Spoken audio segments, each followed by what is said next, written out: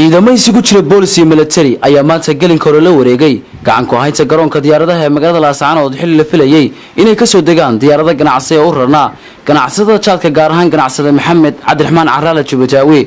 waxayna ciidamadani la wareegeen guud ahaan baqaadkii saarnaa diyaaradahaasi waxayna sheegeen inayna ogolaan cid soo gudubta gudaha garoonka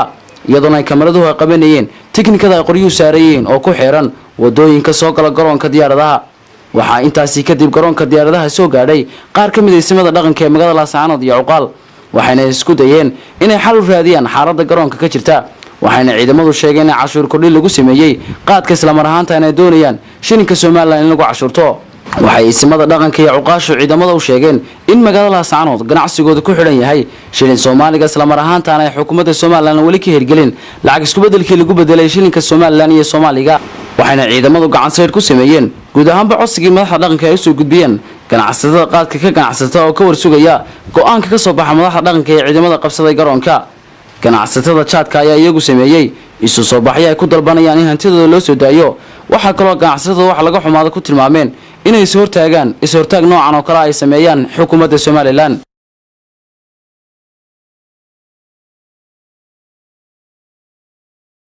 iyadoo ay xusid mudan tahay in mulkiilaha shirkadda M522 Maxamed Jubbataawi Caraale oo xukuumadda Soomaaliland iyo xisbiga kulmiye taageero weyn u muujiyay isla mar ahaanta magaalada Laascaanood uu ka hirgeliyay qasriga madaxtooyada ee xukuumaddu haatan degan tahay sidoo kale hanti badan galiyay dib u dhiska lagu sameeyay garoonka diyaaraduhu ka haadaan kuna soo degaan ee magaalada waxaana arintan ugu hadalhaynta badan ay ahayd fal lama filaan oo xukuumadda Soomaaliland ku hor istaagtay ganacsada Maxamed Cabdiraxmaan Caraale Jubbataawi hantidiisa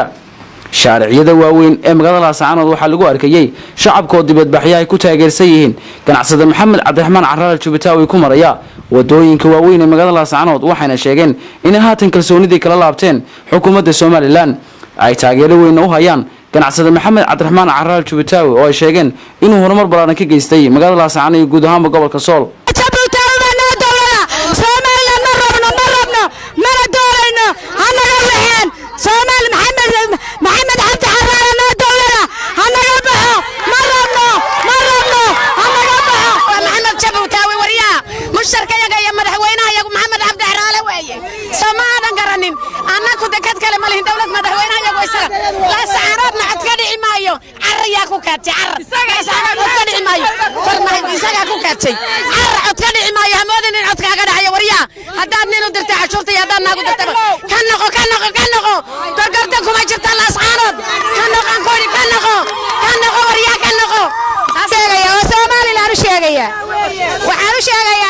waxaan u sheegayaa anagu dawladda ay sheegaysaa in Soomaaliland baa la leeyahay inaan aqoonsanayn hadduu kulmiye yahay hadduu mid la soo wada yahay mid inaan aqoonsanayn Maxamed Jubbataawi haddaynan u daba fadhiisan gobolka haddaanay gobolka u daba fadhiisan Maxamed Jubbataawi inaynan cod haddaanay Maxamed Jubbataawi gobolka u daba fadhiisan inaanay cod ka helayn oo soo dhaweyn ka helayn oo caqiido ka helayn وانا لا يقدر يحيى Soomaaliland وانا يقدر انتهي hadii aanu nahay dhul baantay anagu Soomaaliland waxba kuma qabno Maxamed Jubbataawi qaadka diyaarada ayaan anagu nahay anagu ma doonayno qaadka aan la sidaayo cashuurta qaaliga waa nagu khalad mana hayno gobolka iyaga Soomaaliland waxba uma qabato adigoo odayaasha gobolka halka waxaan ka sheegayaa garoonka anaga dhisanay saaka waxa loo cadaatay in aan Soomaaliland anagu aan ahayn waayo maalinku inta waxa lagu soo daro kibir in hantideedii marba la gubo saaka qaadka halka ku qalay anagu dawladda ku leenahay waxa weeye anagu qaadka dawladna qaadka ayaa dawladna kulmiye haduu qaadkeegii soo farageliyo dawladna aha oo aan masaariftii biilka ka heli jirnay haduu la soo farageliyo waan xambaaranaynaa 45 kun oo cod baan haysanaa 45 kun oo cod garoonka Soomaaliland subaxdii gol yeedhay konton sano ka hor bas maanta hadda anaga cali isaaqo tuwa wala isaaq tuwa ka yeelmeen Soomaaliland ka yeelmeen Soomaaliland ka yeelmeen ee bixina ka yeelmeen meesha waxa la gol yeedhay min lagu ku qaadan meelahay magaalada waxa iska la gobolka Sool waxa iska la Maxamed Cabdi Caraale magaciisa jiro ninkii diiday ku soo duula gondigiisu qabsanaya gondigiisa ninkaan u daba fadhiisan Maxamed Cabdi Caraale ninkaan u daba maan fadhiisan gobolka sool cidlaa ale cidlaa dekadayadiiyo dalkayagii baa nalagu qabsaday haddaannu nahay magaca dhulbaante waxaannu doonaynaa maxamed cabdi caraale adowgii ha jabo ha noolaado jabaannadayagii waa kuwa caruur baanu ku biirannaa qaadka maantada ka shaqaysta oo waqti kasanyana male waxaan u sheegayaa dadka cashuuraha maxaa jirta isagaa magaalada leh isagaana cashuura iyo wixii kala inaad dib waxaan u sheegaynaa ha cashuurta tan lamana cashuurayo raallina kama lihin shacbiga iyo dadkuna waa ku dhimanaya waxaan u sheegayaa misabixi in lagaa fogeynayo dadkii ku taageersanaa kulmiyeen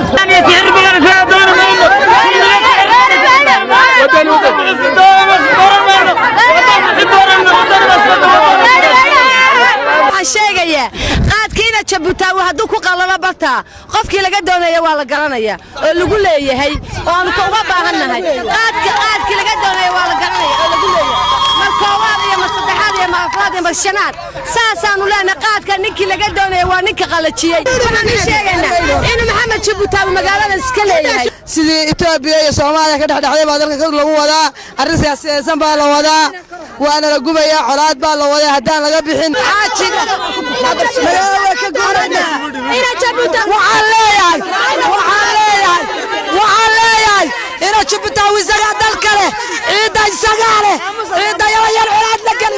afhayeen u hadlay ganacsada jaadka ayaa sheegay inay hakiyeen guud ahaanba ganacsigii jaadka muddo 10 maalmood isla mar ahaantana xukuumadda Soomaaliland iyo xisbigeeda kulmiye dusha ka saaran tahay xaaladda jaalnaaneed ka jirta guud ahaanba magaalada Laascaanood horta magaaladan aan joognaa waa Laascaanood annagu Hargeysa ma joogno Burcana ma joogno laguma qaato shilinka Soomaaliland aniga imika mobilkayga lacag badan baa ku jirto laana og markaan marayay bay istaagtay halkan kama shaqayso lacagtii nooga shaqayn jirtay Soomaalidii horena waa la kala saaray oo waa la joojiyay oo aqalka imika maqsinka qaadka maanta la qalajiyay 10 bilyan way ka badan tahay lacagta taallaa waxa la yiri taariifadii hore cashuurtii waa la bedelo waa la idinku kordhiyay haba la nagu kordhiyay lacagta la nagu kordhiyay ee la nagu cashuuraya ee Soomaaliland ka xagee baan ka keenana aanu keenneebe 10 haaf baan magaalada dhignayo lacag cad baa la naga sisto la kala guray cashuurta ma noqonayso annagaaba bixinana cashuurteed deetaanu haynaha la nooga qaato lacagtan la naga doonayaa og bay noo soo jirtaa waxaan idin sheegayaa arrintani arrin campaign bay ahayd baanu arkaa inay arrin campaign ahayd waxaana u malaynayaa cid waliba dhigtaday dhigatay heshaaye xukuumaddan kulmiye ee aanu iska daba soconno waxaan u malaynayaa dee bisha 11aad cidkay doonanayso dee iyada og iyadiyo wasiiradeedan ma garanaysaa ama halkana ka soo jeedaan ama meel kale ha ahaadeen aan fahamsanaynba waxa magaalada ka jira ogeyna waxaanu kaloo idiin sheegaynaa awoodda aan Hargeysa oo leh Laascaanood taalaan la yaabno war kalsooni darrada Hargeysa taala ee wasiiradii iyo gudoomiye ku-xigeenadii gawaadhidii la siiyey macradada loogu soo diray ee xira taraafikta u yaalaan ee la yiri xukuumadani maaha mid la isku sii haleyn karo oo lacag lagu yeelan karo awoodda ay annaga cashuurtan aanan qaadi karin nagaga doonayso wallahi taana waa mid la isweydiin doono waxa kale oo yaab leh iyana isweydiin leh horta annagu marka iyagii hore kulmiyaanu waanu saboorsanayn kulmiyaanu saboorsanayn kulmiyahan maanta jooga maahan malaynaya waa kulmiye kale qaadkiina waanuba joojinay dee xukuumaddu qaada u keenta dadka annagu joojinaba kaasi oo keeniba mayno dadkii ka shaqayn jiray kumaankumka qof ahaa waxaan u malaynayaa iyadaa dee camal u samaynaysa yaa amarkani wasiir iyo wasiir baa jira inuu wasiirka ka soo baxay baan u malaynayaa wasiirka kama soo bixin amarkani wasiirku ka soo baxay markaa wasiirow tan uma waraysid baanu ku leenahay yaa aad nuguma waraysid aad baanu ku leenahay wasiirow wararkan ka helana magaalada Hargeysa ayaa sheegay in ciidamada ammaanka ay xabsiga u taxaabeen ganacsade Maxamed Cabdiraxmaan Caraale Jubitaawi arintan xarigiisa ayaa saameyn weyn ku yeelan doonta codka xisbiga kulmiye ka raadinayo gobolada Sool Sanaag iyo Cayn oo taageero weyn uu ganacsadu ku leeyahay waxa iyana jirta in ciidamada ammaanka ee magaalada Laascaanood ay rasaas nool u adeegsadeen dibadbaxyaashan taageersanaa ganacsade Maxamed Cabdiraxmaan Caraale Jubitaawi